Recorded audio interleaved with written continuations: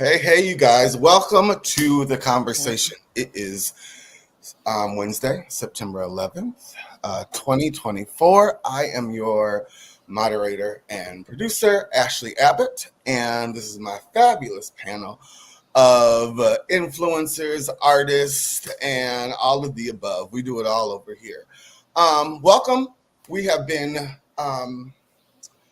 going through over here on our channel, but we're not going to accept any of that. We're not going to accept it. It's in our lives, but we have some family members who are ill.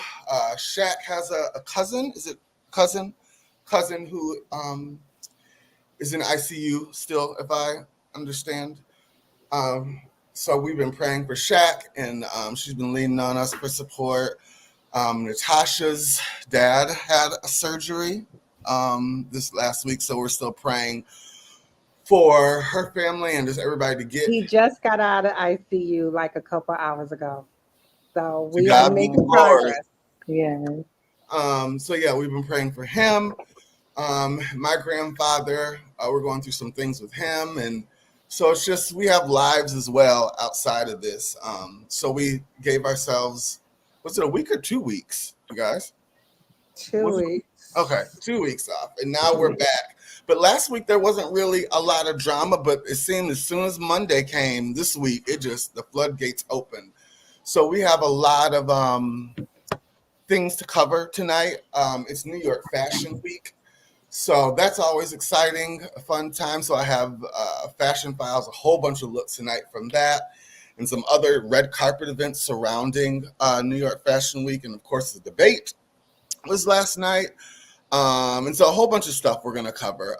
We have our brother from another mother, Mr. Darius, down there. And you're not in Tampa. You're in St. Pete. It's still Tampa Bay. It's all right. Tampa. Okay. So he's filling in for Marcus. And Brandy couldn't be here tonight. Brandy is out of town. Marcus is out of town on a trip, I believe. Can I say for the record, I could never replace or fill in for Marcus. I am happy to be in the number tonight amongst all you fine people. So well, we're happy to have you. I think the show might be a little tamer tonight because Marcus is not here, but we'll see. Maybe I can turn up like he does for y'all a little bit. But no, so let's take care of some business. If you will please, this is our third season and we are growing. If you will please just like and share and spread the love.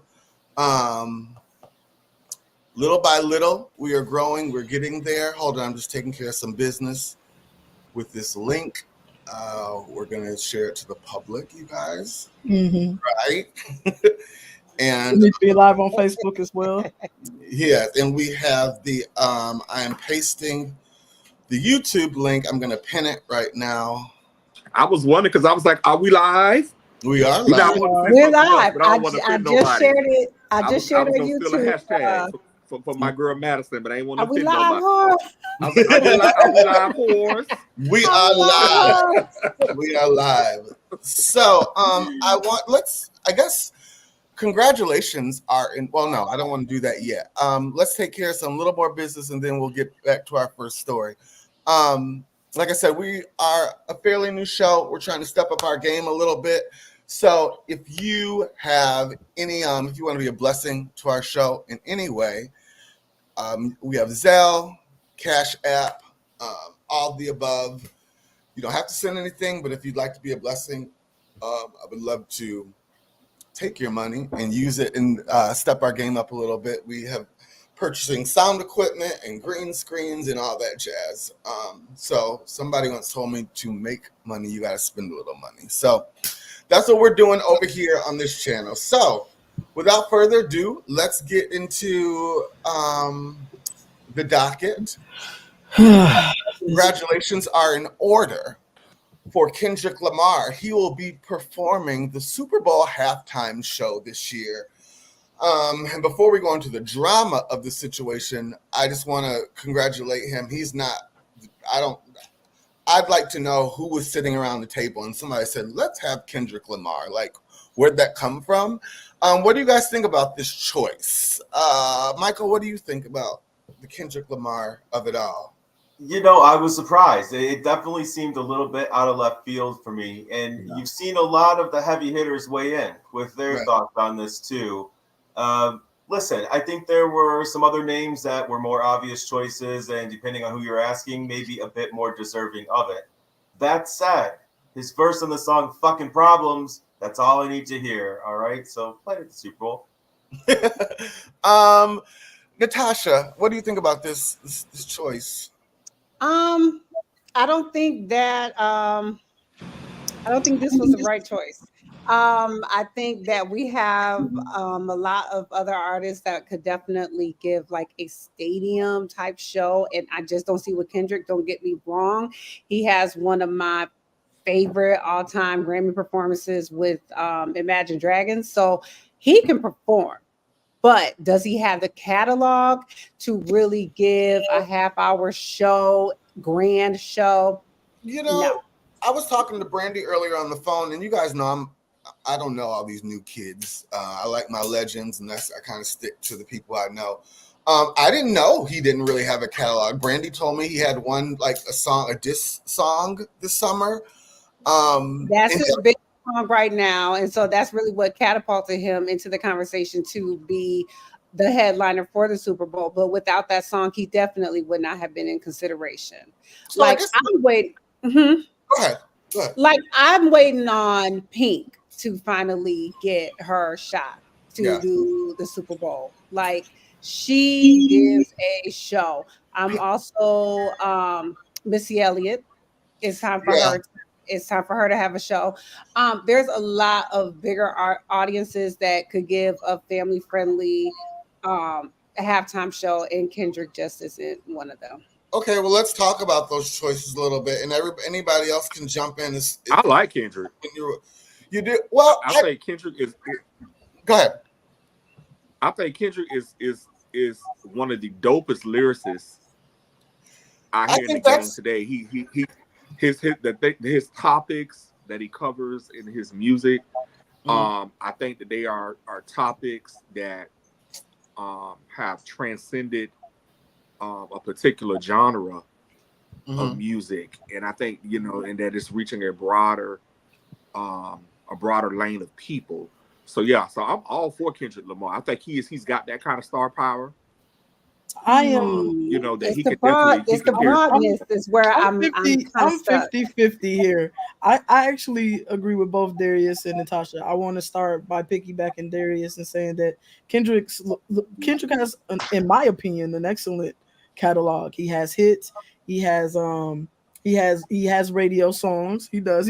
He's been around for a while. Like I think we don't forgot, but Kendrick has been around for a while. Obviously, if you're a hip hop head, you know exactly who Kendrick is. And so we know that with the Super Bowl audience, we are looking for a broader audience, and so I can't understand why there's some backlash. But Kendrick is a Pulitzer Prize winning rapper. All right, we don't have many of those. Kendrick has transcended to the next level, and let's just be honest, this record that track against Drake has just blown up incredibly. Grandmas are saying they're not like us now, and so it really has catapulted him to something just in the stratosphere now. And I don't think that we're actually going to struggle that much with. Shaq went out. I don't know what's wrong with her sound. But he's that hot now, right? Okay, well let's break this down a little bit. But with that being said, I also can understand where Natasha is coming from, because when you think about the Super Bowl audience, you do think about an artist that works for everything and everyone. While I think Kendrick is pretty close to that, I think when we're thinking about the Super Bowl, you kind of do think like Snoop. You know what I mean? And so I can see why, somebody like Pink probably would have been a better choice, but I'm down for Kendrick. I think he's going to knock it out the park. And I think he has enough features that if he brings on a few guests. Yeah. I was just about to say that. That is exactly where I was going. We got to dig deep in the story, because we're just staring at top. I feel, personally, I think they went from Rihanna to Kendrick. I think they went down. Like, I don't personally like Kendrick Lamar. And like, for me, I don't feel like he's the type of artist that I want to see at the Super Bowl. He just doesn't have any type of music that I listen to. But I think for me, I feel like Lil Wayne should have been like the first choice. Like anybody from New Orleans. Why does everyone keep saying that? Well, I feel Super Bowl not has even been- that. I feel like there should have been some artists from New Orleans to represent. There's It does never not mean that. never been in the Yeah. Super Bowl an artist from whatever city they're in. If that was gonna happen, Outkast would have did it when they Right. were in Atlanta. Right. It Okay. didn't happen like I that. want Big rephrase Freedia. that. Let me rephrase that. I just don't personally think that that for me was a good selection. Like I don't personally think I'm gonna watch it. Give me Frida. Okay, Okay, so let me. Let's, That what I whole can West say is Coast. this. Go ahead. I'm sorry. With Kendrick Lamar has that audience that you really don't think that he has, which is one of those things that like I feel like he could do the Super Bowl. Here's why. Taylor Swift was literally in her car singing, "All my life I want money and power, respect my mind," or I mean, for the copyright. But I mean, she literally had her fans rocking to Kendrick Lamar's album that entire time. So my thing is, don't think that Kendrick Lamar cannot do the Super Bowl. And y'all see what happened with the Amazon show? Kendrick is hot. Exactly. guys, No, it's oh, it's one of never, those for things me, too. it's never been about if he can do the Super Bowl halftime show.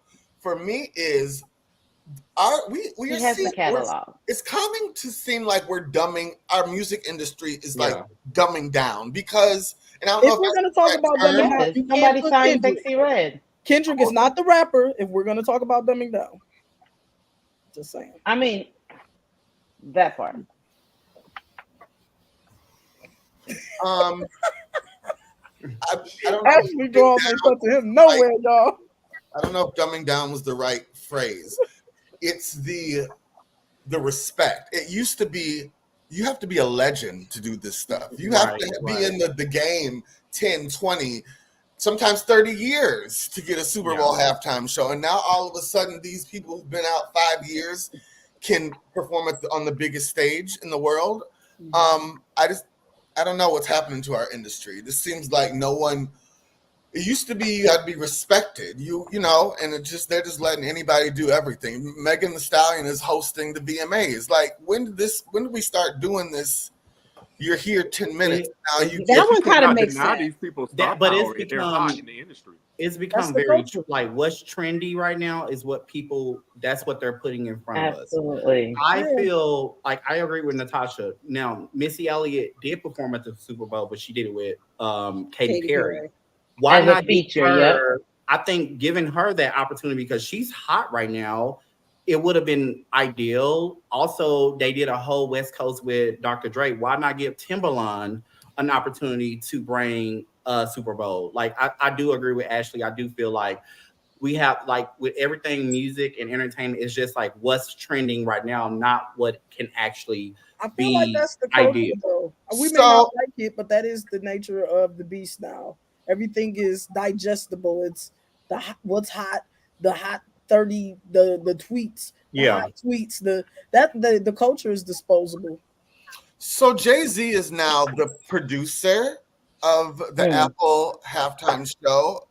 He's also creative director.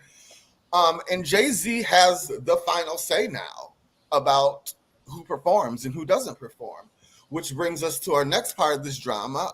Nicki Minaj went on a tangent last night on Twitter.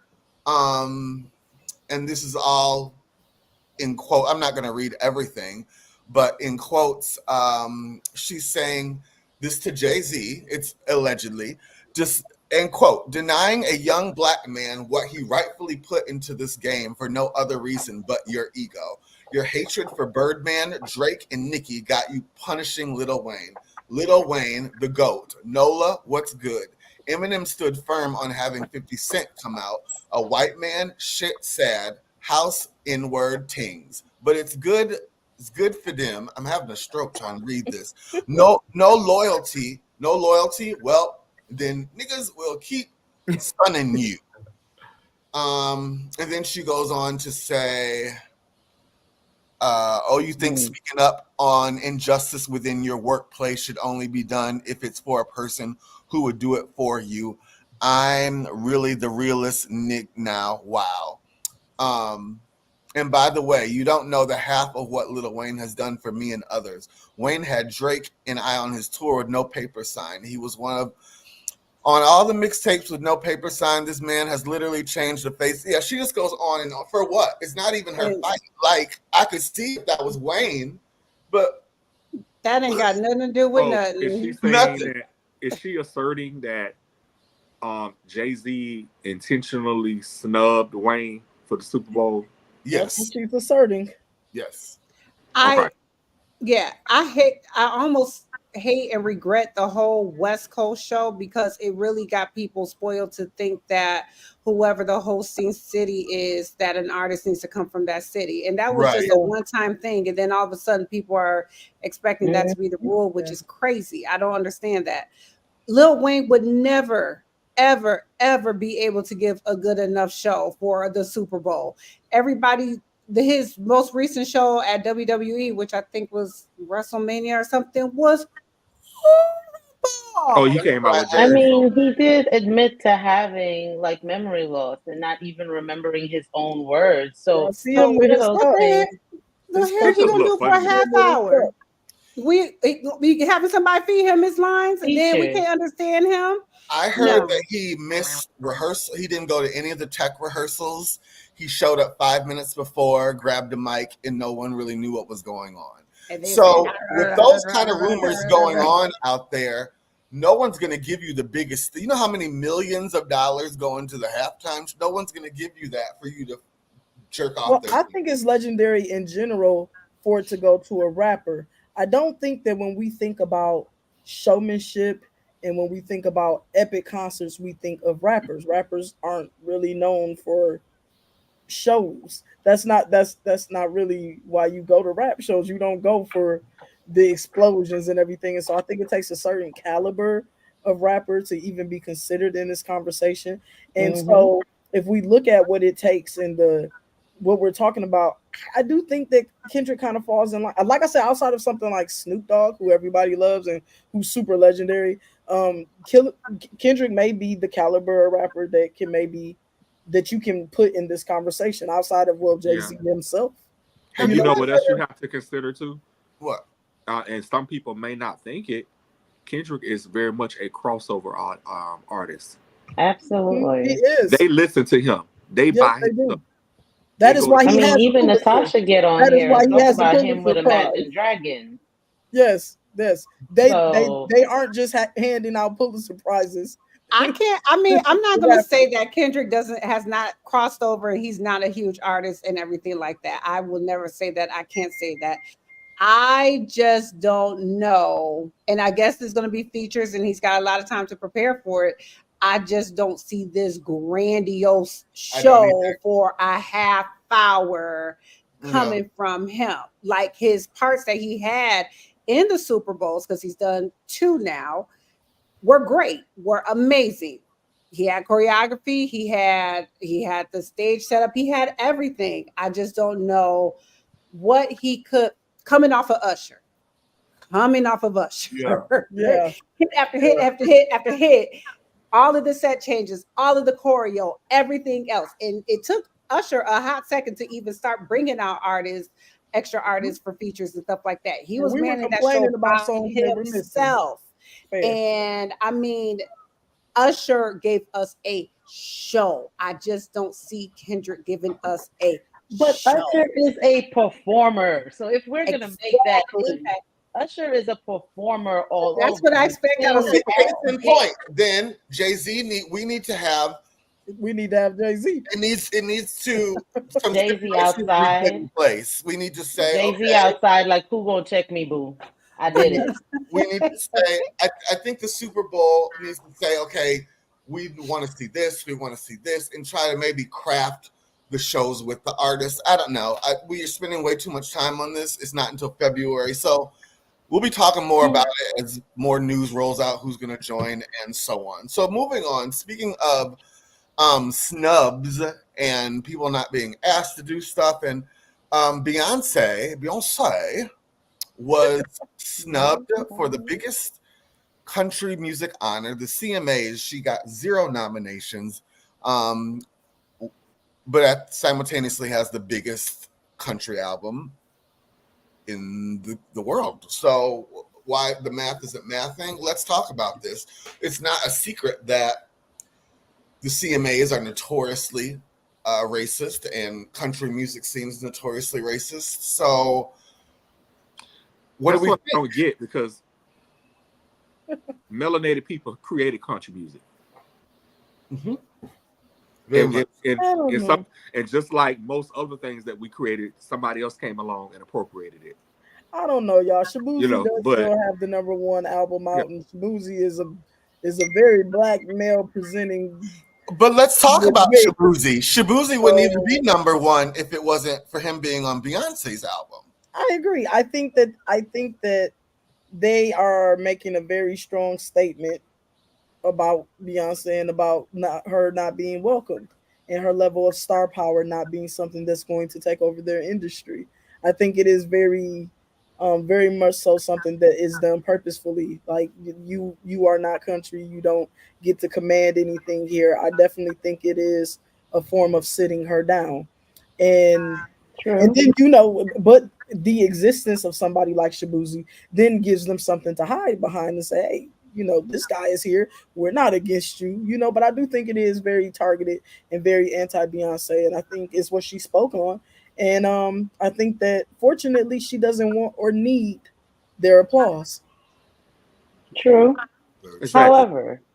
However, to that point, Beyonce did go into country and made a mockery in some aspects. There was nothing wrong with you being Beyonce in country, but why the platinum blonde hair? Why the oversaturation with all of the cowboy and cowgirl gear? It felt like you were making a mockery, and this is their way of hitting you where it hurts, hitting you where your pride comes in. So it's not only just, oh, you come in and you want to be in country. It's the fact that, some of the songs really weren't that great. However, what is all of this caricature of what you think country should be? I don't think it's caricature. Beyonce is country. I'm a lifelong Beyonce. Beyonce been Beyonce since Beyonce with that honey blonde hair. Why did she go platinum blonde? Why did she start pretending to be this like a bumpkin, like all through Destiny's Child? She just got popped. And all like she from Houston, like them her people. And black hair. Thank you. Houston ain't nothing but country. Beyonce on the big stage, she was still Beyonce, and then she go over the country, and all of a sudden we see you popping up, looking like this blow-up doll. All of a sudden you're more accentuating your boobs with all of these cowboy everything and every that. Stop playing with me and stop acting like just because y'all love Beyonce, y'all don't see her flaw. That was definitely disrespectful. And when someone come into our culture and put on braids and it's praise for it, you want to talk smack. But when it goes into country and you want to sit up there and be like, oh, well, we don't see Beyonce's flaws, that was wrong. Belong to us. Well, see, that's why I kind of hold on. Michael, let's change audiences here a little bit. What do you think about this? I actually agree with Melody. I'm glad she said it. I found that album to be performative more than anything else. And granted, I'm no country connoisseur, but I've heard enough of it to realize that Cowboy Carter sounded a little more like pop music than anything else. And the branding around it was very slick and it was very polished. And listen, when it comes to country music, the best songs have that emotionality to them. And Beyonce's best songs have her emotionality to them. That whole album, to me, felt like kind of a cash grab. Still, it sold a lot of records. Should she have got some type of an award for that? Probably so. Look at that. Look at that. Taps, come on. Okay, so let's talk about that element of it. I get where she was going with it. I think it was a heightened, kind of exaggerated, fashion-forward way to do cowboy country. What's wrong with a performer performing? Because in country music, the dog died, the husband, wife cheated on him, that they left off with his little automobile or whatever. They have pain. Beyonce so she made Lemonade. So Lemonade should have been her country. Lemonade, we felt Lemonade. Lemonade. never felt it. There's not one song on Lemonade I like. Not one. Renaissance was what actually won me over. Well, Lemonade was when she had talked about Jay-Z cheating and everything like that. Yeah. But the world rocked with her, country or not. They rocked with her for Lemonade. I mean, they did it for Cowboy Carter, but did you not see the influx of how many black girls was on TikTok? Cowboy Carter. I don't know. I'm all right with it. I think there's room. Yeah, for I think Beyonce so anywhere too. she want to go. We've allowed so many to come over and make money off of our hip hop because we're forgiving and we accept Right. everybody. I'm trying to figure out who actually thought that she was going to get nominated. Like, Yeah, I wasn't on expecting your part. anything. If anybody actually expected her to get nominated, that the country music industry has purposely shut us out. Yes, we came up with it, but it's purposely shut us out by design. That is not by accident. So for anybody to think that she was actually going to get embraced and welcomed when she is probably their number one enemy was not going to happen. That was not to mention she had country music royalty produced. Dolly Parton produced on the album. What's the other older guy? Dolly even endorsed her. That's the thing too. She did. That other guy. But the country music industry that does not want anything to do with her. I mean, all our black ass. Let's be honest. It don't matter. They can't do nothing to her because at the end of the day, bitch, she's Beyonce. Exactly. What's that guy? You guys, Willie Nelson. Oh yeah, Willie Nelson. Yep. Yeah. So that's it's. We'll see. It's rumored that her third act will be rock and roll. Let's see. Rock and roll would let her in. It would let her in quicker. We made that. We made everything.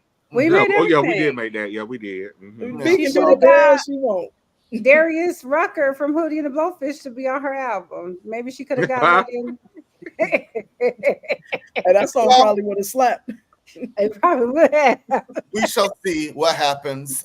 Moving on.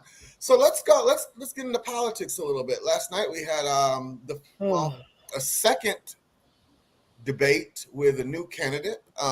Made history. Our vice president, Madam Harris, and Trump faced off last night. Darius, let's talk about it. So the first thing, I don't think we can really call that a debate. A lot of what was said was nonsensical, and I am partisan, and it is true. From Trump, he didn't answer really any questions. He talked all over the moderators. He was off topic most of the time. Personal attacks.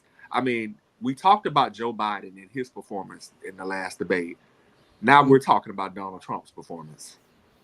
Kamala Harris took him out within the first 15 minutes of the debate. He had a lot of. I actually looked at a fact-checking report from last night. I think they said he lied at least 33 times during the debate. Kamala, she made a lot of references to her plans, although she did not get into a whole lot of details exactly as to how she would do some of these things. I saw Michael raise his eyebrow on that. I'm looking to hear more about the details, but she was by far prepared. I like the fact that when she walked up to him and shook his hand, when he did not want to approach her, he did not want to shake her hand, he did not want to look in her eye. The things that just came out of this man's mouth last night was just unbelievable. Like the dog and the cat comment, the comments about immigrants taking Black and Hispanic jobs. I still want to know what Black and Hispanic jobs are. I'm still curious about that. Right. I mean, this man showed last night the way that they was talking about Joe Biden. If we ain't talking about Donald Trump in the same way, it is nothing but hypocrisy. Yeah. Most definitely. Well, that's what it always is. Yeah. It is hypocrisy. We will not be talking about Donald Trump in the same way because he is not judged by the same metrics. If I might, I think though that one thing that needs to be said for sure about this debate is that nothing about this debate, I think, shifts people from where they are. If you are a Trump supporter, you are still very much firmly a Trump supporter. Donald has been doing the same shtick this whole time. So True. nothing changed. If you are firmly Democratic, you are firmly Democratic. So I think who this debate needed to talk to were the people in the middle who weren't quite sure, who were looking which way they might lean. And I think that in that way, only in that way, did Donald get hurt. Because if you are on the fence, or if you were not quite sure, do I think you walked away from this debate certain of either of their plans? Not really, but it was blatantly obvious that when we look at what she is offering versus what he is offering, he very he very obviously is older. He is very much so losing touch a little bit. He is very much so not sharp. He is very much so capable of being baited because she baited him like he was 6 years old, and he took it every single time. He And took so it. if you are again on the fence, I do think that you did not cross over to Donald Trump. But the thing about that is I don't know that there are so many people on the fence right now that we can call it either way. So as of right now, I think we're in the same boat we're in, which is it's either or. I don't think this debate like determined anything entirely, but do I think it flipped people to Kamala? Absolutely. Because it was not a good performance for him unless you are just a hardcore Trump fan. If you're a hardcore Trump fan, you like what he does and what he says, and so you're not swayed. But it was not a strong performance from him at all. It was some foolishness. He didn't hold it together. He looked old, and he was old, and he was blistering, and he was on his grandpa thing. But the thing is half the country likes that grandpa stuff. So I guess it just is what it is.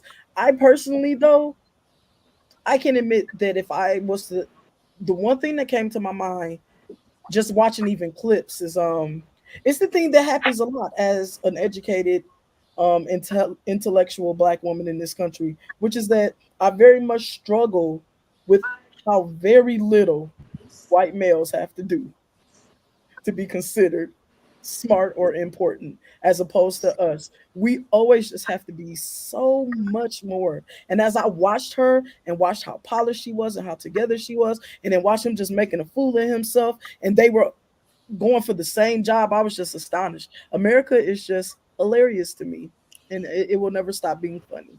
But whatever. When you guys said that people already had their minds made up last night, I agree with that. I told my mom that earlier today. I said I don't think it is going to sway anybody. But let's say this.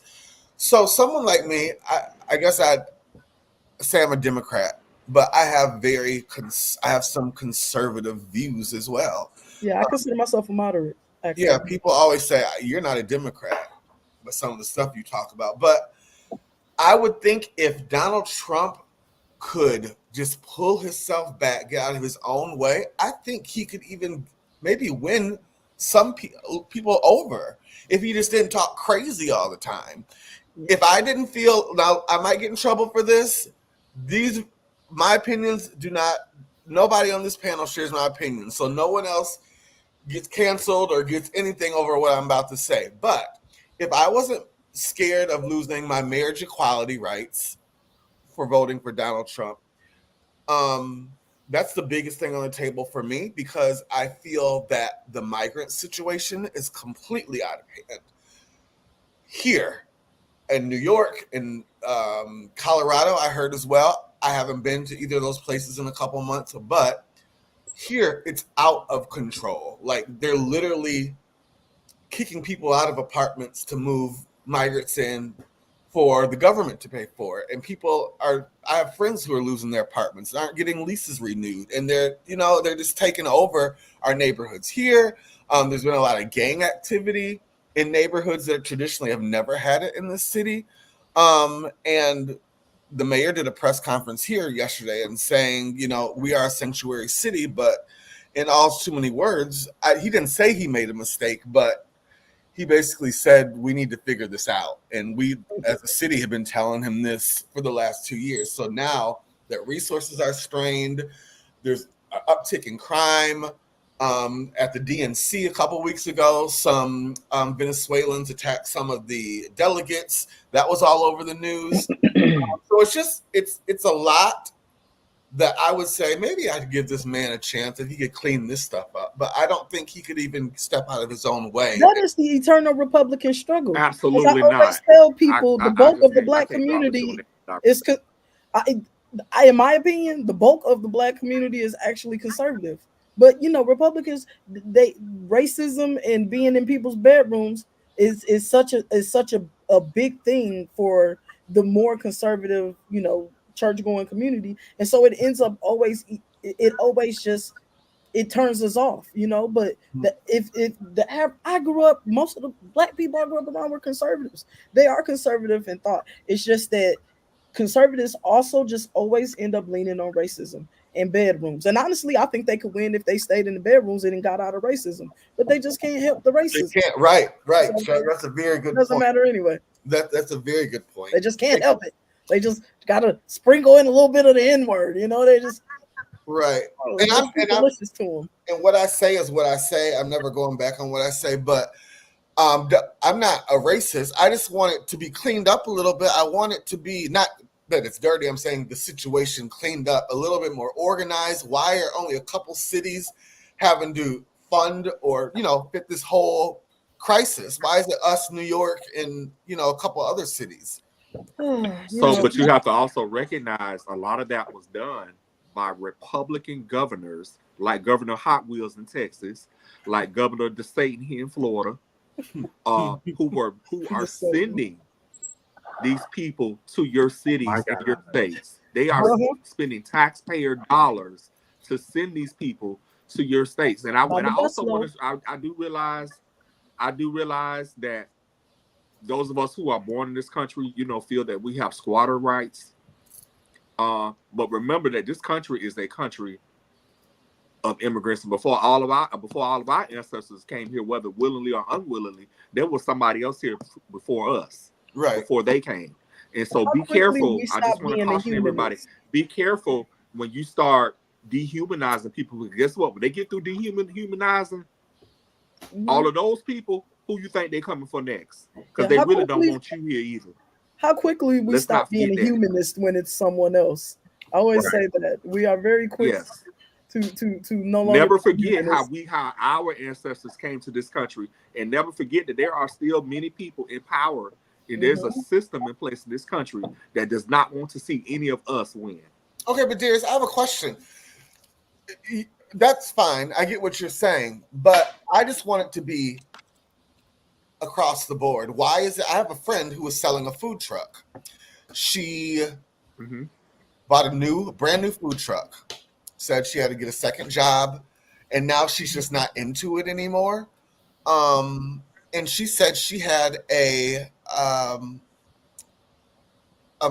someone who's migrated here from Venezuela come and show her a cash offer the other day, how he's getting money from the government to do this. So why are they just getting free money, free this, free that? Entitlement program. I got to be devil's advocate here. Entitlement programs exist for everyone. Now, whether or not you get it, whether or not you get to the top of the list and manage to accumulate it for yourself, that's always hit or miss. And that's hit or miss for every immigrant. For every one person from Venezuela that got a grant, there are many others who will see nothing. So, like with all entitled programs, it's who's at the front of the line when the money's doled out. So using that mentality. We have a park full of people that are from here, living in the park. They're homeless. We're not taking care of our own. And there are migrants out there as well. It's this idea that we come first before the migrants, and we're all people. We should be careful with that, because it only works until it's turned back against you. So as Darius said, I tend to agree with Darius on that.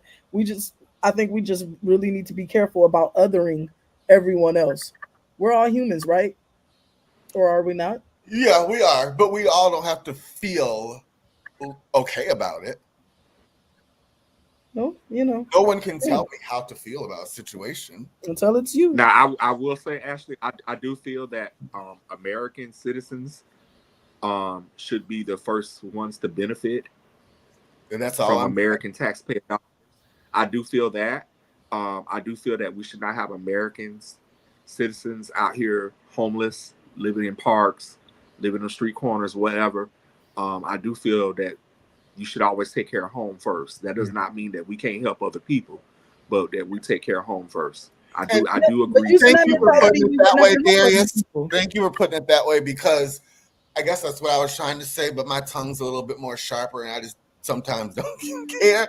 But that's what I was trying to say. I think we need to make sure The problem with that, though, if I may devil's advocate again, the problem with that, though, is that if we use that mentality, we'll never help anyone else, because there will never be enough help for all the American people, because actually they're not trying to help everyone. They're trying to help a small subset of everything, and then they're done. And that's how entitlement programs work. They don't actually want the whole of the populace to be okay. That doesn't even work for capitalism. Somebody needs to serve you a sandwich at Chick-fil-A. Just saying. Okay. I mean, here's the whole comment about black and Hispanic jobs, like immigrants coming in and taking. I still want Donald Trump to define what is a black and a Hispanic job. Because there's some stuff that I'm just not gonna do. So just give it to people that want to do it. It's just certain jobs that I don't want to do, and I think he's not he keeps saying that, but he's not specifying what he's saying. And so, last night debate was. I mean, he specified what he said. Look at his cleaning, his environmental services staff. He specified what he's saying.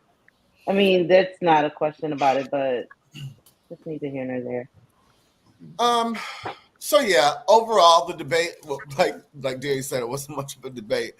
The meeting of minds happened, and we shall see. I don't think Kamala should do another debate. No. I think one and done, because you never know what could happen the second time. And she's here's the thing. I don't think he's going to agree. I don't think he'll agree to do another one, or if he does, it's only to try to save face. But here's the thing. Kamala Harris, whether you like her or not, is a very smart, accomplished woman. He went into this underestimating her to his peril. I don't know why. She's a damn prosecutor. That's what she does. For me, as a voter that did not know who she was and didn't understand what she stood for last night, I know who she is now. Good. That's good. That's good. Yeah, because at first I was like, I'm not voting for her. Like I'm not voting for nobody. But for me, it baffled me that for me, the one thing that stood out for me was he didn't even have any remorse for January the 6th. No, he kept going around the circle. He went around to the corner store, honey. He went everywhere, but he didn't he had no remorse. And I feel like she had great moments. She may have missed a couple of beats, but I feel like she came in very nervous. You can tell, but then all of a sudden she picked it up and she let him have it. I feel that's my opinion.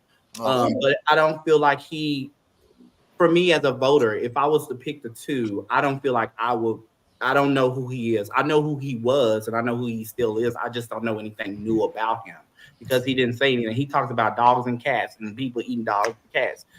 That was too much. Michael, Haitian immigrants eating dogs and cats. Michael, what did you think about the debate last night?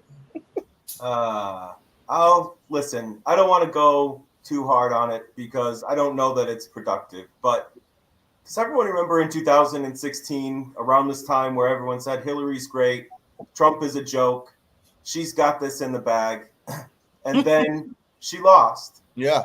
Yep. Because of the electoral college. There are a lot of people saying they're going to vote for Kamala, but they're lying to us, and they're not. They're going to vote for Trump. The silent majority, I think, is what they called them in 2016. Yep. She is deeply unpopular. And amongst the people that I speak to, they were not very impressed with her performance. They considered it too emotive. She gestured a lot. She made a lot of faces. Some people that's like, yes, girl, queen, whatever. To others, it seems extremely unpresidential, right? And not polished for a debate. And so did I personally get to know her much last night? Not really, but I'm a good party soldier. I'll pull the lever and we'll see where it goes. Yeah. I agree. I like that you transitioned. Michael. Go ahead, Melanie. I'm sorry. Go ahead. Oh, I'm sorry about that. I'm saying I agree with Michael on that because there were defining moments where I felt like she pandered, especially to the women. There were defining moments where I felt like she pandered to the middle class community, but not in a way that she was going to make a difference, but in a way of saying that, how would you feel if this was you? She played from a place of a moral standing as opposed to a political standing. She made too many faces and had too many scoffs going back and forth. And the thing is, it's not that that's not wrong for you to do or right for you to do, because Donald Trump was also making faces, but he's also a solidified um, Republican in his own right. He is a former president. So he gets these passes that she didn't get. And I felt like she did not come as professional as she could and show up in the way that we would have expected a prosecutor to show up if we're going to be fair. And this is me, again, being devil's advocate or however it is. However, I'm just saying that she didn't bring what I expected Kamala. If she was going to bring it home, I felt like she should have brought it home. But she came from clearly a place of agitation where she saw, she was there live, so she was able to see his facial expression, hear the little snarky comments, and that made her react. And that was the problem about it. Like, she was just reacting as opposed to standing firm on the places that she actually needed to make that difference. That's just, my take on that. I do not think we're at the place where this country wants or is ready for a black woman president. And if we do get there, I think the country needs to select her. And I think that her biggest flaw is always going to be that she wasn't selected by this country. They didn't choose her. Kamala was not chosen, even when she ran with Biden. She wasn't the obvious choice even then, and they hadn't embraced her then. You know what I mean? And so I think that that's going to be the number one thing that's going against her. A black woman in charge of anything is always a little iffy in this country. And so if it happens, she got to be universally chosen. And Kamala wasn't. And I think that's the thing that always hurts her. And it's still going to hurt her. Well, we have I think a little bit over 55 days. Is it 55 days to election? Yeah. So you have some time to go to vote.org. We don't influence who you vote for. We're not telling you who to vote for, but I do want to get the information out there. This website has everything that you need. What day you need to register by. Everyone, I hope you know, and don't feel bad if you don't know this. You have to register to vote. I was talking to an 18-year-old today. It's going to be his first time voting this year. He didn't know he had to register. Like, the kid, they don't teach that in school. They don't, So if you have any questions about this election coming up, go to vote.org. It's not a Republican or Democrat site. It's just telling you information you need to know, important dates and all that. Hey, Ashley. Yes, sir. Can we just encourage everyone to also check your voter registration status? Yes. In some states, honey, I'm legal. They are purging voter rolls. Here in Florida, several counties, they are sending law enforcement to people's homes. If the governor suspects that you have illegally voted, we know that you have to be an American citizen to vote in elections. And so what the constant narrative that's put out there is that we have a bunch of illegals voting in our elections. So they are actually sending people to people's homes to interrogate them, to prove that they actually are citizens and have the ability to vote. Yeah, don't assume. And they're also purging. Yes, I'm talking. So everybody about needs to make sure that they're you gonna check try to with pull. registration. Yeah. Well, thank you for that, Darius, because that is an important. Yeah. I hope they don't try to pull something, but I have a feeling they. See what I mean about Republican foolishness? Oh, yeah, they do. I can say, I want to say this and move on. The Republicans stick together, a united front. Democrats don't. The way Joe Biden was bullied and tried to be canceled. Oh, yeah, they would have. Forcing retirement was disrespectful. They would have never. In service, he's our sitting president, commander in chief. Trump didn't get that kind of treatment. Yeah. They stick together over there. We don't. So, moving on. Speaking of the debates. Yes. Taylor Swift, you guys, Taylor Swift came out of her. Swifty. I was wondering when she was going to speak up, but last week after I don't know if it was the DNC, the RNC, one of them, this meme came out, an AI meme, and she had never said anything about it. No, it was never addressed. So I was wondering, I wonder, is she going to address it? But lo and behold, after the debate last night, Miss Swift took it to Insta. I'm trying to find her quote. I'm sorry. Yeah, and then she called herself the childless cat lady. That's what they called her, honey. She said, "I'm gonna show you, honey. I'm a childless cat lady." I'm sorry. I'm trying to find her quote. Can't find it right now, but basically she said, she's not the one or two or the three. She's voting for Madam Harris, and she's energizing her base. So you don't have to be a Swiftie fan to know that the Swifts. Do you guys think this could have any bearing on the election? Like big fan bases like this? Michael, what do you think? More than the debate, if I had to guess. Yeah. True. I am a Swiftie. True.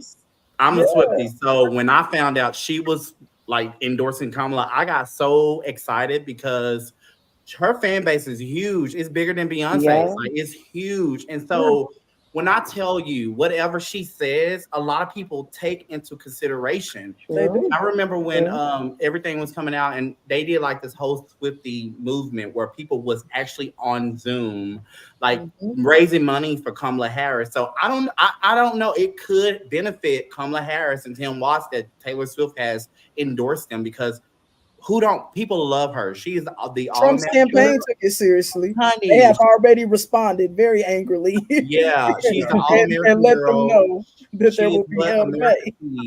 And people love her. And so I feel like she is going to make an impact on this. Now, when Beyonce does it, hopefully, honey, in her cowboy Carter giddy up, honey. I mean, hopefully, giddy up. Beyonce, where you at? We need you to check in again and do Kamala Harris and her at your salon, girl. Do we? And that's why in a way, I think she's use some of that product from from Kamala's hair. With the use of her song. Say that again, Darius. I didn't hear you. Can you hear me? Yeah, now I can. Say it again. Okay. Yeah, it's been going in and out for me a little bit. I was saying, I think with the use of her song, was it Freedom for for the Harris Waltz campaign that that within itself is already an endorsement, but I do hope we get an actual Beyonce in person, like at a rally, like something big too. But with that being said, y'all, let's go back to what Michael said because we saw similar fanfare around Hillary. They all came out for her too. Right. So, this is anybody's ball game. Hillary won the popular vote. I think she did. Forget that. She won the popular vote. But she did not get into that seat. It was a stupid electoral college that kept her out of it. Hold on, that's a good segue. She didn't win. That's the point. She was best Best Can I say something about Taylor Swift? She has never endorsed or has ever talked about politics in any previous ever. Wait a minute, did she endorse Biden and Harris in 2020? She did. Yeah. And so this is her first time. And I was watching the news and they were talking about how they hope that she doesn't have the same reaction like the Dixie Chicks. Remember, they came out and the whole country was turned against them, like they was blackballed. We are showing our age. I personally don't feel like that's going to happen to her because she is Taylor Swift. So whatever she say, honestly, goes. And so I don't think that's going to happen to her. But she did. She did bake some cookies and invite the fans. And so maybe it's going to help her in this poll too. So Natasha brought up a very good point. And since you brought it up, I want to go there while we're there. Michael, can you discuss to our viewing audience what the Electoral College is, what do we use it for, and why is it still around? Okay, so the Electoral College is 538 individual representatives that are scattered across all of the states plus the District of Columbia.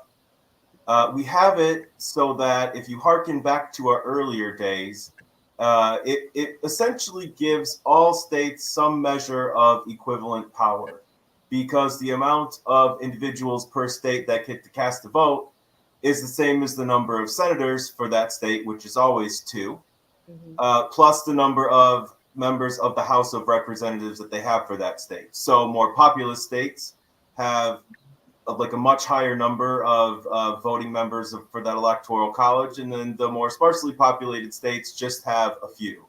But nevertheless, they all get some.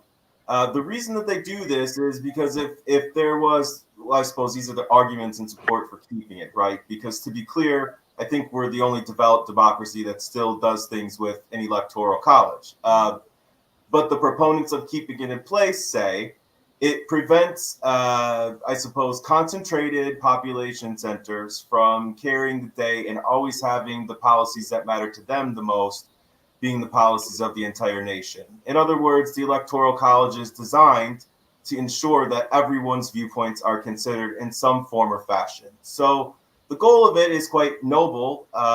These days, though, it's become a little bit more controversial. I'm sure we all remember them talking about the faithless electors from the last election and the theoretical power that a member of the Electoral College could have to change or withhold their vote so it wouldn't be in line with what their state or district kind of did through the popular vote. So that is still something that in theory could happen, which I think is one of the problems with it. No one really knows sometimes how these things will break because they haven't yet been tested. Yeah.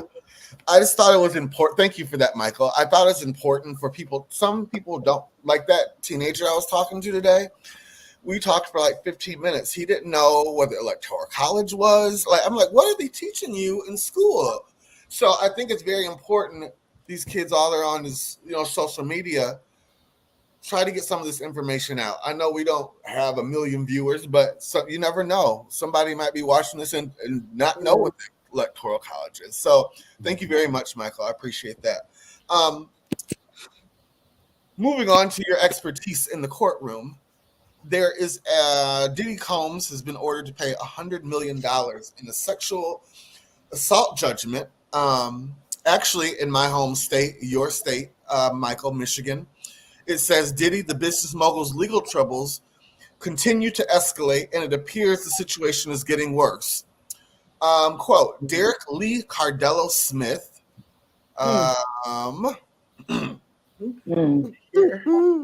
that picture, Diddy. Come on, mugshot. That picture don't give me $100 million. I gotta know what he looked like before jail. Hold on, you guys. This is the man accused Diddy of sexual assault, has secured a staggering $100 million judgment after the rapper reportedly failed to contest the allegations in a Michigan civil court. Cardello Smith, 51, filed the lawsuit detailing his encounter with Combs while working in the restaurant and hospitality industry in a suburb of Detroit. So, Michael, it says that Diddy failed to contest to the allegations in a Michigan civil court. What does that mean? Oh, this is such a fun one. So just to be clear, a little background on Cardello Smith. He is a career criminal, and I don't mean that as a pejorative. I think he's serving like a 70-something year sentence for a number of violent crimes that he's already committed. And during the course of his incarceration, he has taught himself quite a bit about the law.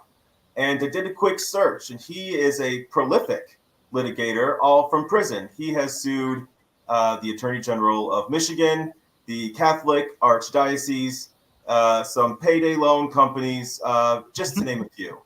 However, the lawsuit that he initiated against Diddy in this instance is from Lenawee County, Michigan, which is a county that's kind of way up north of Michigan, sparsely populated, and they don't, I don't think, publish their records online just yet. I wasn't able to find a copy of this court material. But What he was granted was a default judgment, which is what is issued if you are sued and you don't show up, right? To your court date. The case is automatically decided against you. What makes this, though, seem a little bit cute to me is he was granted a temporary restraining order, or a TRO. That's injunctive relief. It is not often given by a court. And in order for it to be awarded, you have to be able to show that you would have some chance of success on the actual merits of your case. So in other words, you can't just frivolously file lawsuits and get TROs. He's tried this exact maneuver in many of his other lawsuits that he's filed over the years, and it's failed. In this instance, though, it didn't, which is a bit curious. He purports to have an 11-page agreement from the year 1997 between himself, P. Diddy, and some judges and police officers, whereby everyone agreed to keep this alleged sexual assault quiet. My understanding is there are signatures on this document that he has alleged are from a number of individuals. Now, all of this could be completely false, but there are details of his story that seem weirdly precise. And then it also came out that there was a financial advisor sent by P. Diddy to visit this man in prison after this lawsuit was filed. He alleges that he was offered $2 million to keep this quiet and withdraw the suit. Wow. I have not been able to find anything kind of disputing the fact that there was an emissary sent from Diddy's camp to silence this person with some money. So as of now, the case is proceeding. Wow. Don't worry. There won't be a $100 million judgment against Diddy. He can almost certainly get that vacated, and there would be a proper suit on the underlying allegations. Maybe there's nothing to this after all. It's tough to say. Celebrities of his wealth will make these types of offers just to get people to go away. I'm curious. This one, there could be something to it. 1997, what a year. I'm sure we'll hear more about it. But Michael, baby, you rock that. Right. I'm just like, what? Baby, Michael gave me a peanut butter and jelly sandwich, honey, with some bananas. He cut it up, cut the crust off, and everything. I was sitting there like, what? You have made me feel some type of way on my heart. And he had his anchor voice on. So thank you, Michael, for that. Our viewing audience and people who might be new around here, Michael is an attorney. That's what he does. So he's our house attorney. I'm sure he's sick of me calling him all the time, asking him stuff, asking him advice. But yeah, that's what he does. So thank you, Michael, for breaking that down, because I couldn't have done it. Good stuff. Right. Good stuff. Mm-hmm. So more of that will be coming in the future. So get ready for that, viewing audience. So let's move on. Georgia. Let's go all the way down to the dirty South. Come on down, y'all. There was another mass shooting. Atrocious. I'm trying not to get upset. I'm just so sick of I can't imagine having to go to school every day and having that, thinking about that. Like, we didn't have that. We didn't have to think about that kind of stuff. Let's talk about it. Who wants to? What are people's thoughts? I am happy to take this one. As one of two on the panel now, residing here in Georgia and a parent. It's slightly terrifying. It's a little too close to home. This whole thing. I think the thing that stands out to me about it is, the father getting arrested, and the father gave this child the gun. But what's most terrifying is, as this case has continued and we found out just how much contact the FBI has had with this family, like, this isn't some isolated thing where this kid nutted up and shot up this school. There has been contact with this family. They have talked to this child. They've talked to this family. The mother reported it to the school. It's awful. Sorry, that's all I can think to say. It's awful. And as a parent, it's very scary. I can tell you now that the schools here are on extra alert there was actually just a lockdown at at a middle school here in Conyers. I think that was today. It was in the group chat from my family members where they were nervous. Children are now getting in a lot more trouble. My kids' school just had a lockdown 2 days ago. The kids were fighting. They just locked the whole thing down. Um, as of now, if you are arguing with a student and you say, I'm going to kick your butt, you're getting suspended. So Georgia's on high alert right now, and all the schools are. There have been multiple lockdowns all over the state for any and every little infraction, which I'm not complaining about. But it's a sensitive time to have children in school. I'll tell you that. They've even been canceling all those after school programs too for them, just to be on the safe side. Yeah, it's a scary time here if you have children. I love that they are being so vigilant. I am not arguing the vigilance at all. But it is also kind of scary because it's just like you have something to monitor. You know, recently here in Conyers, it was actually, like I said, my cousin talking about it in the group chat, and they had locked the school down, and it was something crazy. Like the teacher had threatened, made a janitor, I think, had made a custodian that made a threat, and then came back to the school and had a weapon in a bag. And I think for me, I have been very clear over the years that throughout the conversation is that I am not a gun fan. I'm not a fan of guns, and this is why. Thank you for that, Shaq. Excuse me. Bless you. I want to go to the dad. I think it's Georgia acted quick, fast, and in a hurry. They were not playing with his ass, and I like that. I was like, oh, okay. I wish we could have that across the board. These parents need to start being responsible for these teenagers going out killing people. And I'm not talking about mass shootings. I'm talking about here in Chicago where 12-year-olds are robbing and carjacking and breaking in stores and stealing ATMs. Like, parents, I know we'll never see it, but there needs to be some kind of law or something where parents need to start parenting. Like, and to tell your son you don't want somebody to, you're a sissy and a little bitch, so I'm going to go out and buy you a gun. Yeah, he needs to be locked under the jail. Yeah, you know, I'm sorry. Go ahead. No. So here's the thing with Georgia, especially in this situation, they were being reactive as opposed to proactive, and that's where I have the problem. Growing up and going to school in the North versus seeing how the children go to school, and now that I work within the school system and I'm working directly with the children, seeing that dichotomy, I see where they're very reactive as opposed to proactive. In New York, there is no school shooting. You know why? There are metal detectors in every entrance of that school. Because you're not coming in there with anything crazy. And as much as they want to say how harsh it is and no child should have to walk through a metal detector and it shouldn't feel like the airport when you're going to school, we were safe. None of our classrooms had any locks on the doors. The most you did was got mad and go stomp that sucker off in the gym or something, or you cut class. But there was no coming back and shooting up the school or nothing like that. And I get it. We're all living in a different time. But I feel like they need to incorporate this so they could have some level of control in schools. Like, why is it when you go to the school, for instance, yes, little Johnny could have come back up to the school, but how did little Johnny get in? Was there no one checking little Johnny?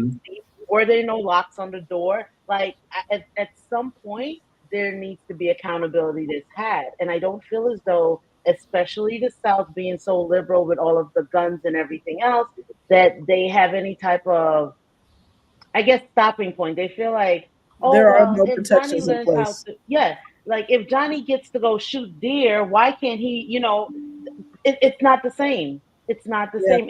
And it shouldn't be a situation where you have to feel like you have to tell your kid, okay, now you're going to school. If you hear this, this is what you need to do. And there's so much that parents now have to deal with, just to have to worry about if their child is going to be alive by the end of that school day when they're dropping them off. I feel like shouldn't be that layer that they should have to worry about. Yeah. And I feel like the South, especially the South, needs to be a lot more proactive than reactive. Like, yes, you got on it, but this was after people lost their lives. This was Yeah. after all of these various moments where there were conversations, there were talks. That Yep. you should have had little Johnny lovingly hugging himself in a jacket, just sitting, chilling out for a little bit. And Yep. I'm saying this because this is really how I feel, and this is also a child, so I have to be very mindful and choosy with my words. But we are not hitting the root cause. It should not have happened.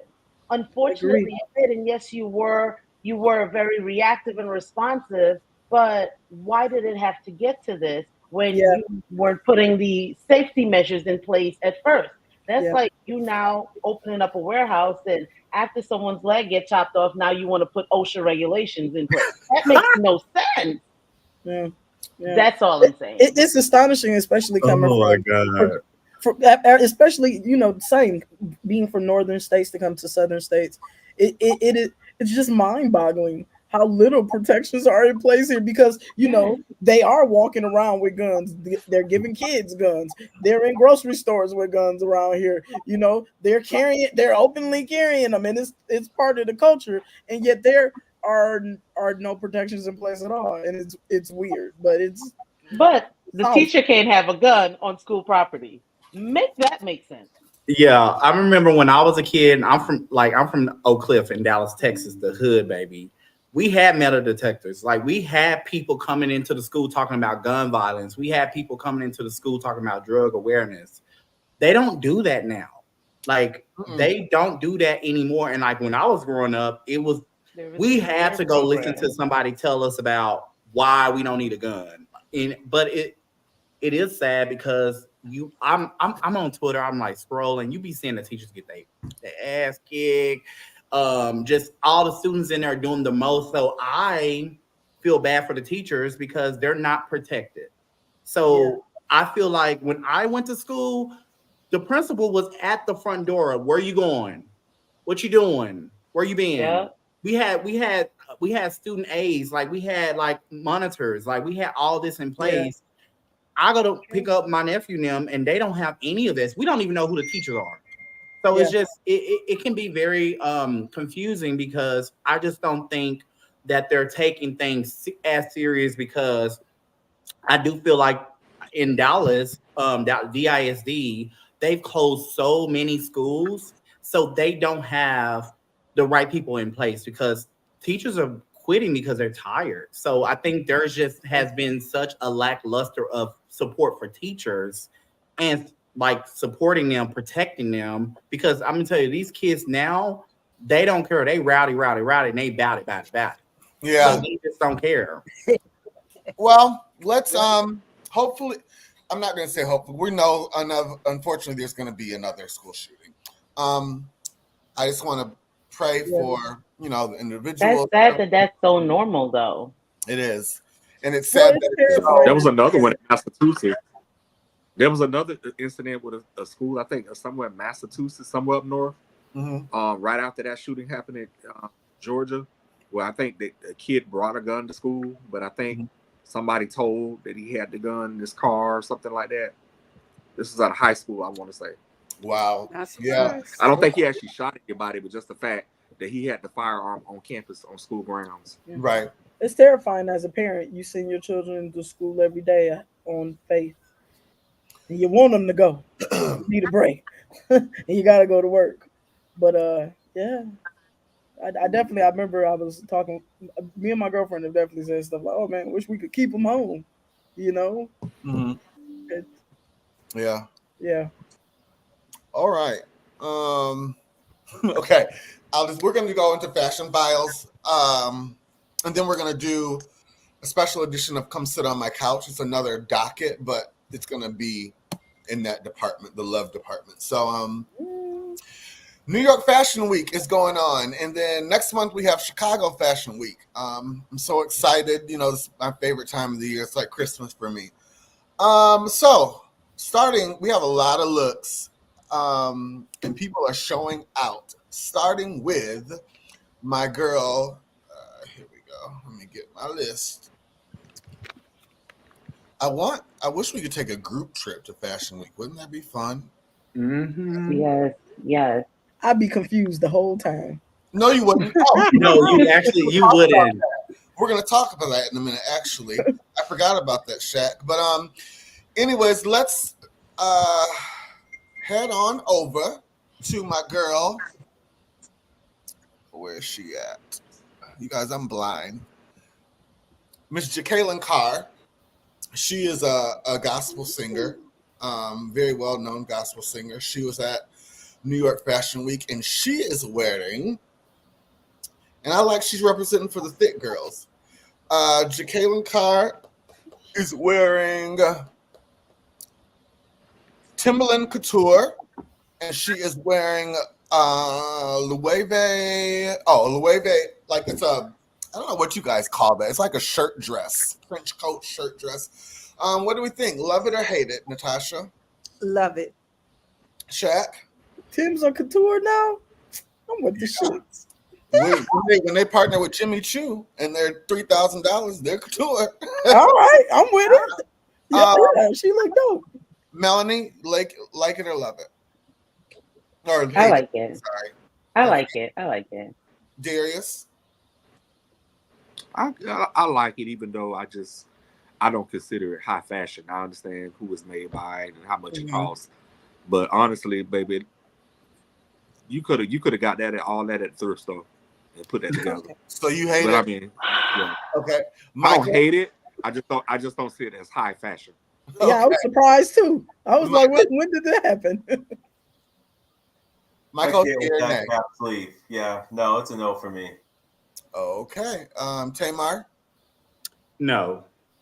Okay, you guys didn't. You weren't. She's giving me City Trends realness right now. Like it was City Trends realness. Like it's like something in Oak. Like I'm so serious. Like the girls in Dallas dress like that. So for me, it's normal for me to see that in Dallas, Texas, up and down the street in downtown Dallas. Yeah, I grew up seeing people look like that too. I was like, when did Tim's get couture? That's not knocking Tim's. It was just okay. All right, next. Moving on, we have Lisa Rinna, Baby, and Victor and Ralph. Natasha, love it or hate it? I mean, yeah, love it or hate it? Yay or nay? Nay. Okay, Shaq? She just got on a tuxedo. It's sickening though. Yeah, it's that fit. But now that's how Kamala's suit should have been fitted. Should fit. Exactly. Yeah. Just like that. You know what? Exactly. If she had her hair styled in like Lisa Evangelista finger wave type situation with this suit, I could probably rock with it. The hair is throwing me. Okay. Melanie, yay or nay? Yay. That's a whole Victor and Rolf aesthetic though. So I get it. See the hair, like the hair. The hair is actually what sets the whole outfit off. So yay. Yeah. Okay. Tamar. Yes, it's giving me like a vintage look from like the Met Gala. I love it. And this is so Lisa. Her hair. Michael, yay or nay?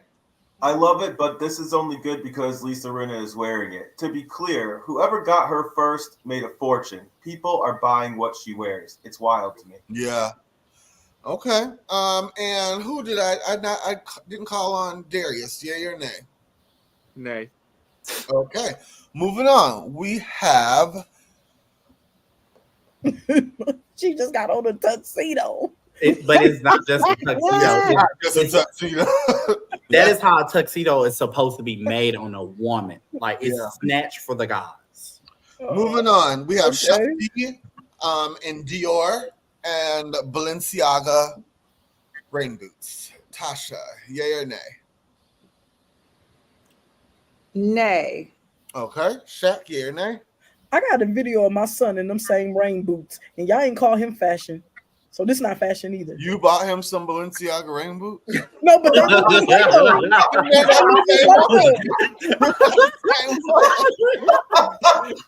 just like the boots. Balenciaga? Oh my God. Tamar, yay or nay? Yes, honey, yes. That's why y'all can't take me nowhere. Okay, Melanie, yay or nay? It's a like. I'm on the fence because, like, I really can't deal with the boots, man. They're killing me with these boots. You're gonna hate me then. You're just gonna hate me so much. This I winter. love this look.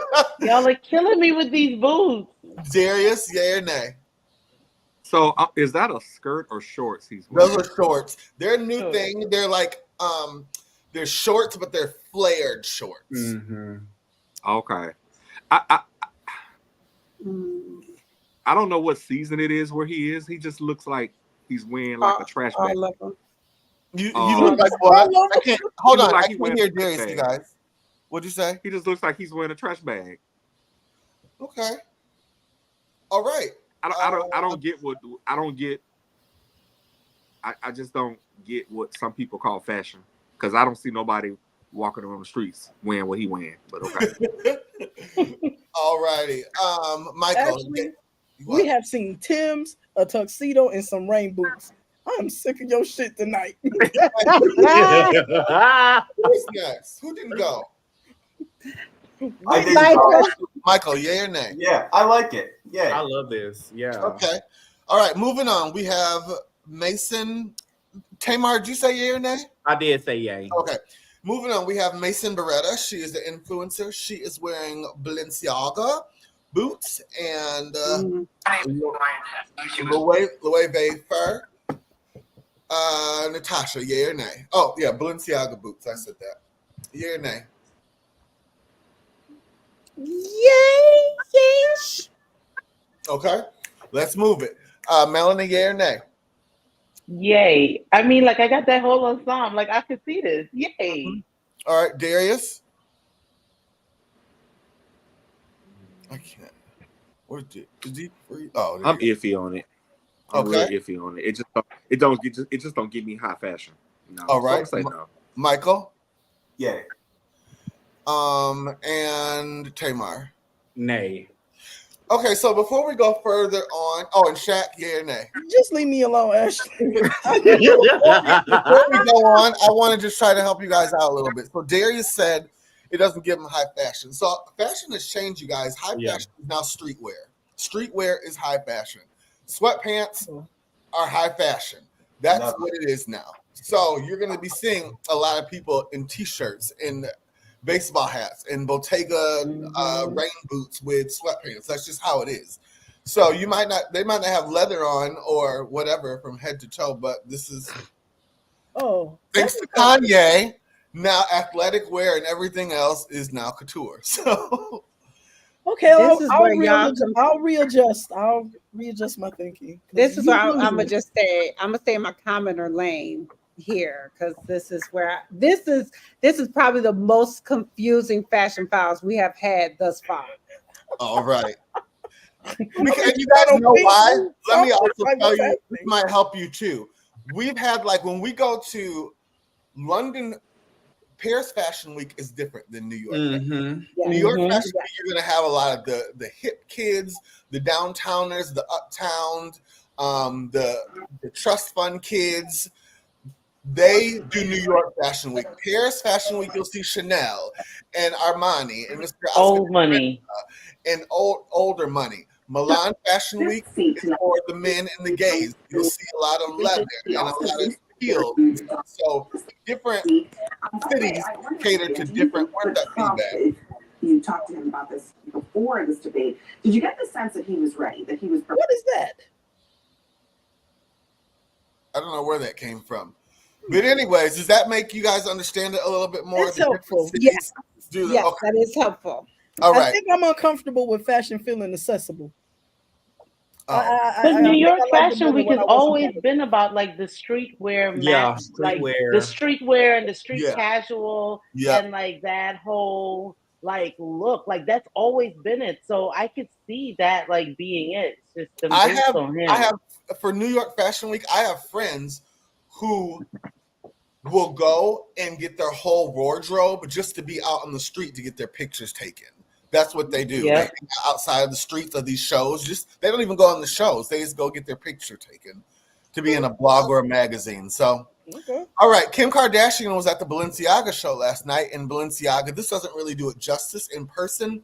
This dress looks like it's soaking wet. It looks like a wet t-shirt. You can't really see it from the photo, but that's what it's supposed to look like. Natasha, yay or nay? This is a wet nay. Okay. Shaq, yay or nay? Actually, kind of get it. It looks like paint, like wet paint. Mm-hmm. I think it's interesting, so I'll say yes. Darius, Nah.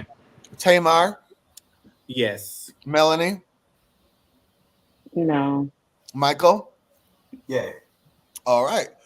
Moving on. We That body is have sickening, girl. That body is snatched to God. we have Carisha and Christian Cowan. That's Carisha? Yes. Natasha, yay or nay? Yay! Yeah, I had to lose double take too. Baby, that's ooh. Wow. Yeah. Carisha. I can find another picture of Okay. it. There's a few of them. So let me tell y'all something. Whoever Carisha did say that she got leveled up. She did. I like it. whoever her stylist is right now is really giving her the look. Like she is snatched for the guys. And the That hair. whole look is everything. The hair is Makeup. right. Michael, Her yay or makeup nay? is on point. That's an A for me. All right. Darius, yay or nay? Yay. Melanie, Yay. Natasha. I said yeah already. Okay. Shaq. Yeah. Look like she I get gonna. And I don't even fool with Carisha like that. And Carisha out Neither here do killing it. I. I gotta give this one to her. All right. Moving on. We have Marlon Wayans and Kid Super. Natasha, yay or nay? Nay. Shaq, yay or nay? No. All right. Melanie, yay or nay? Yay because of who Marlon is. Yay. Tamar, Oh my God, this is everything. I love it. I love it. I and love it. he- I love it. It's 'Cause it's his vibe. This is It's out of fun. his Yeah. comfort zone too. Mm-hmm. You definitely wouldn't see him in this. This is a new look for him. He's working with a new stylist. So, He's giving yes, bitch. Michael, yay or nay? Yay for the shoes. Those are great shoes. All right. Moving Beautiful gown. on, Beautiful gown. we have you guys. This list is getting crazy tonight. Next, we have You didn't ask me, but I'm gonna say yay to the bag. yay the bag. I'm sorry. He said just the bag. Moving on. Okay, Just the bag. just the bag. Jules, he is wearing. Let me get his picture up here. It's freezing for some reason. It won't upload. Oh.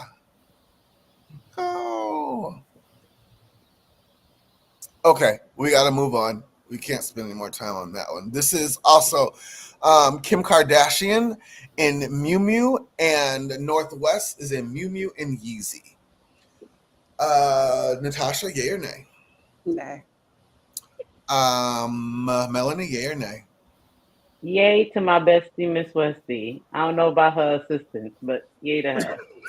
Okay, Darius, yay or nay? Not the assistant. I'm normally not a Kardashian fan like that, but I actually like this look. Okay, She Michael, loves her dog. That's so cute. Michael, yay or nay? Yay. All right, Tosh. No. Who do I have? Shaq, yay or nay? Yeah, it's like this dog. I like the dog. That dog is cute. She match her dog. Okay. Who else who did I get to? All right. That's interesting. Moving on. This was a streetwear look that I liked. I don't know who this is, but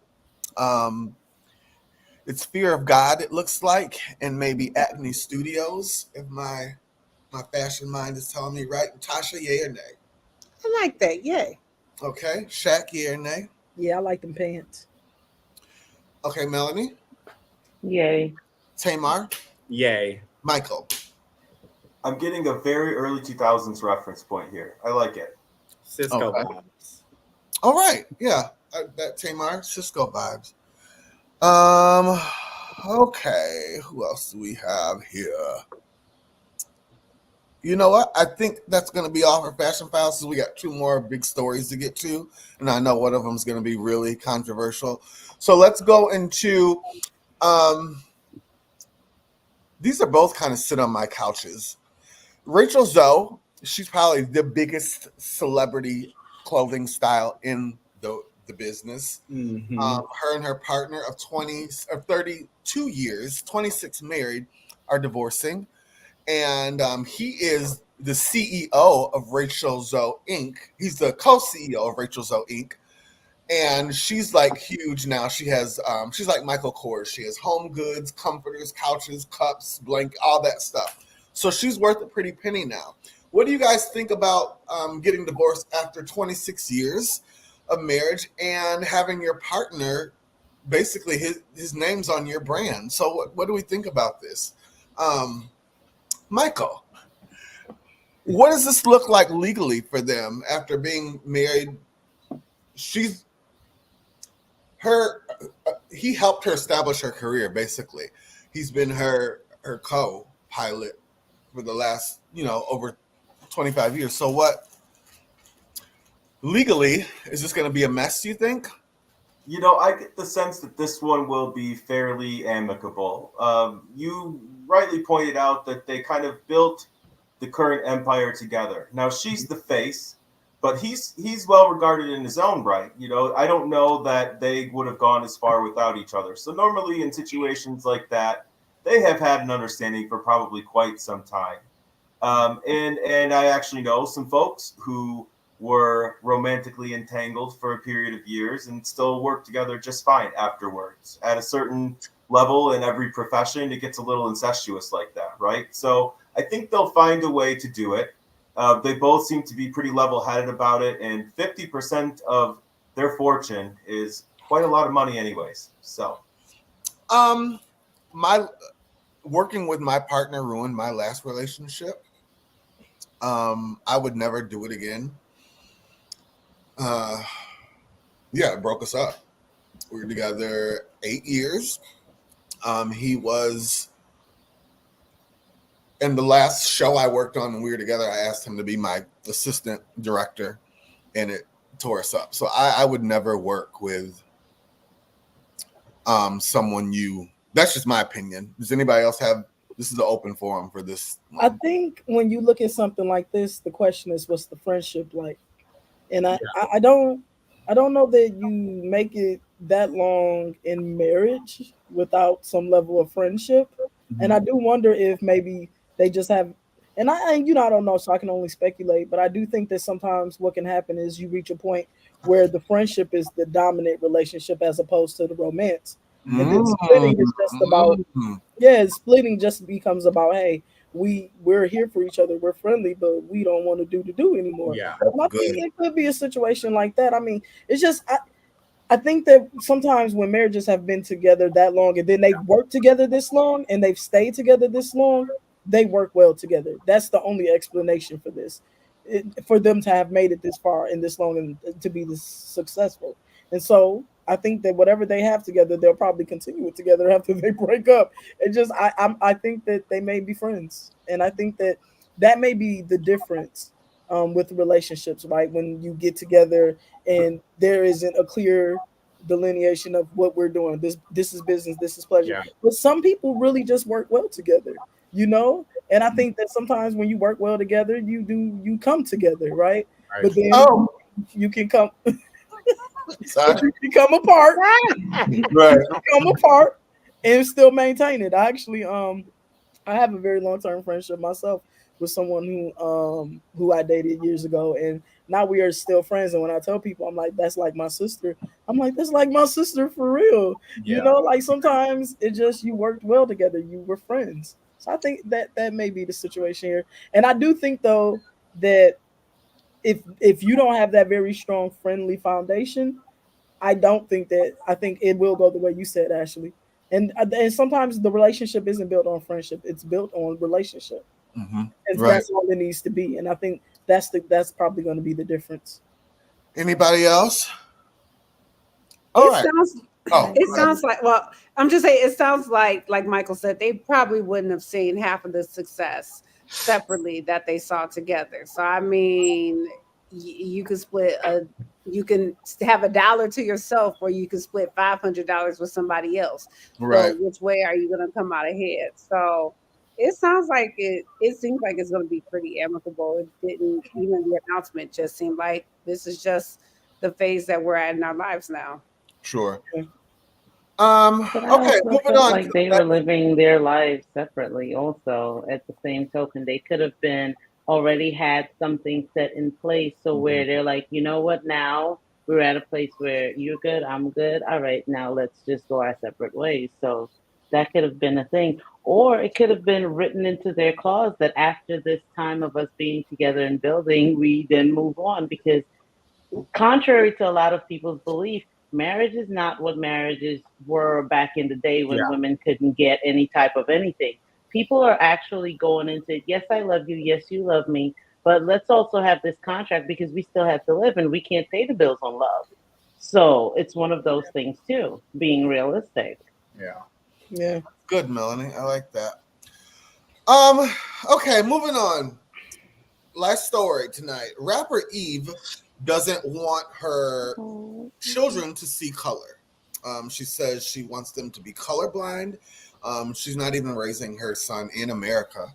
I think they live in, where do they live? Yeah, they're in England. Okay. Yeah. What do we? The comments were very, very harsh towards her, and I want to know. It was on a Black Twitter site, so I want to know if this was like on a TMZ. Would it be different? Like, why do? And it was mostly Black people who had a problem with this. What do we think, Tasha? Because at what point in this world have we ever had, as Black people or people of color, ever had the luxury to live colorblind and to not see color? Because when in reality, everybody sees our color first. It may show up differently in other countries, but this is just crazy to me. And I mean, I respect Eve, and I am not even gonna lie, I'm kind of disappointed that she has this stance, especially coming from Philly, and she's been our non-problematic face. Okay. But all of a sudden, yeah, because I mean that hair says I got one of my parents is Black, Mhm. and the world is going to see that child as part Black. Well, So, can I ask you a question? Yeah. mhm. Why wouldn't somebody see him and say one of my parents are Mexican or them West curls ain't Indian? them curls ain't go, but it's still going to trace back to Black. Them Okay. curls, them curls gonna always say, I got Black somewhere. And that's just what it is. So unfortunately, we just don't have the luxury to walk through this world as if we look like the majority, because we don't. All And right, he does. Darius, what do you think about this? You know what? I wasn't even gonna say nothing about this. Just being honest, because I know I have a particular viewpoint. Um, Black men and women do not have the luxury in this world to say that we can be colorblind, because the world does not see us as colorblind. Mhm. The world classifies us as Black. Yeah. We don't get that luxury. Now, I would love it if every person were based on their merit and who they were, and not based on their skin pigmentation. But we know that's not the world we live in. So I'm not saying I hope that her children will love people for who they are, but I think you're doing your children a disservice. This is my opinion only. If you don't also prepare them for the world that they live in. Y'all, All right. I don't want to keep putting I, my experiences into it, but I will afterwards. I I will. remember for me, I remember like a couple of years ago, I was at a place where I'm like, oh, I don't see color, like I see spirit, I see love. And the reality is that's not true.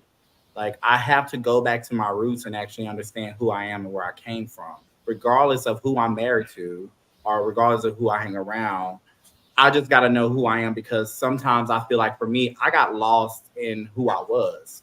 And as a Black man, I need to know my background. I need to know where I come from. So I personally feel, yeah, like I'm not a parent, so I don't have the luxury of like telling people how to raise kids, but I can only speak from a man, as a Black man. Like, he's going to get older and he's going to grow up, and people are going to start saying things. Maybe he's going to probably get into a situation, because I can only speak from experience. I was in a situation where I had to get slapped in my face to remind me, you Black.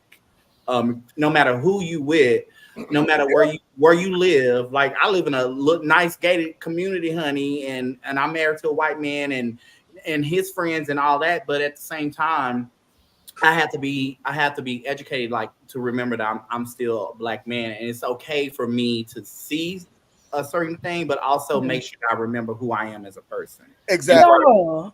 Because hold on, real quick, Shaq. I like you said that, Tamar, because I think me and you have similar kind of upbringings, kind of. And until I was in middle school, I went to a private school. I was the only Black kid in my neighborhood. There was no other Black kids in my neighborhood. So growing up, and I think I've said this before on the show, I only dated white boys. I only hung out with white girls. You know, the Black queens thought I was too good for them, but it wasn't that. It's just that's all I knew. That was my world. Right. So I think sometimes I get where Eve's coming from, because I think my mom did the same kind of thing.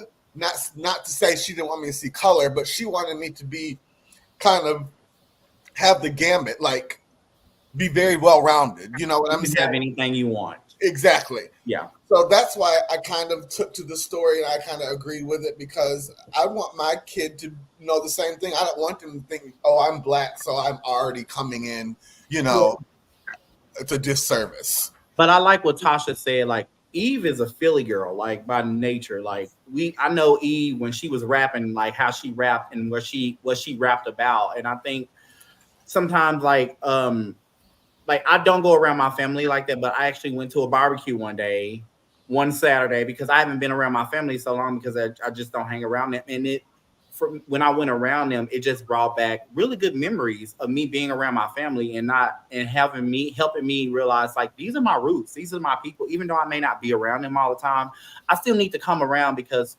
family is family regardless. And we don't know who we're going to lose or have. So, you know, I have cousins I haven't seen in so long, and it felt good to see them and just know that they're alive and they're okay. You know, Chat, what were you going to say? Y'all think it's so important that we remember.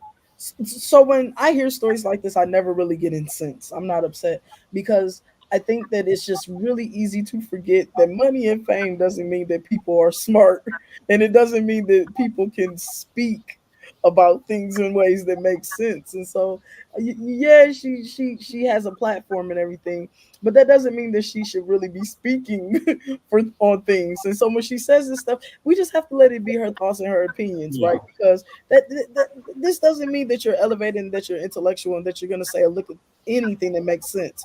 And then the next thing we have to remember is that she has a very unique trajectory. There are very few Black people in the world who will be from the hood and from Philly and then will marry a billionaire. Women, and then we'll get incredibly rich and then incredibly famous and then marry a billionaire and move to England. Like, her trajectory is so unique and so different and so crazy that her going through big metamorphoses like that and stuff, it just tracks. I think that, you know, her thoughts are, she can think anything and it just kind of works. Her story's nuts. And so, you know, it's just not relatable to the average person, especially the average person. Oh, devil's advocate. Not advocating for the devil, but I got questions. So that gives the trajectory of saying that you can't dream that big. That's the first thing. Nowhere in that statement did Eve say that she wasn't teaching her son who he was and who he was coming from a Black woman. Nowhere in that said that Eve was projecting, oh, you should follow this. All she said is that you shouldn't see color, and here's why. mostly everyone here is born American and was raised in America. So you only have your projected Exactly. experience of America. Until you've lived outside of America, you see where, as much as, yes, you are noticed by your color and you are treated differently, you see that it's a very different set of treatment, in the sense of it is more classism than it is racism outside of the Yeah. United States. And that's where Eve is coming from a perspective of, I don't want you to see color in the sense of, this is where your class is like, you have to be in this space and be as grand as you are in this space, but not see color to say that, oh, I'm a black man and I can't go as far as, little Billy over here who's pure white and blonde hair and blue eye, or I can't go as far as my brothers and sisters who are older than me who have that leg up, from Daddy Warbucks over here.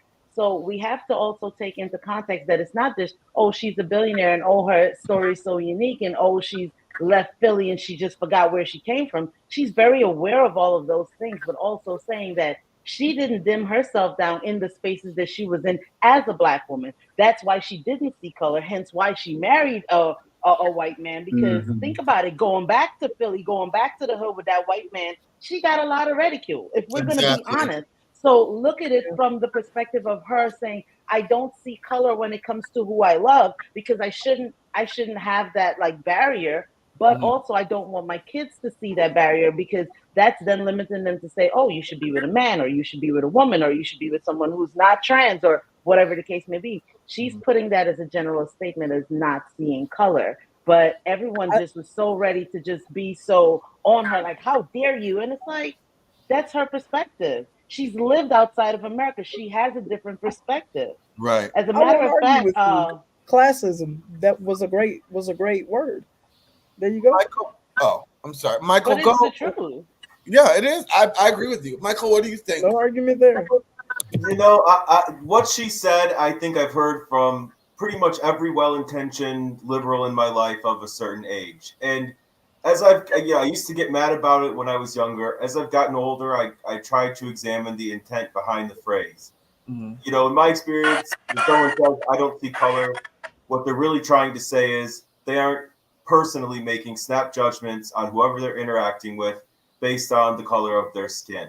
And I think if we could all get to that point as Americans, it's a really great place to be. Maybe it's not ideal, but I don't at the same time think it should be demonized, right? It's part of the way there.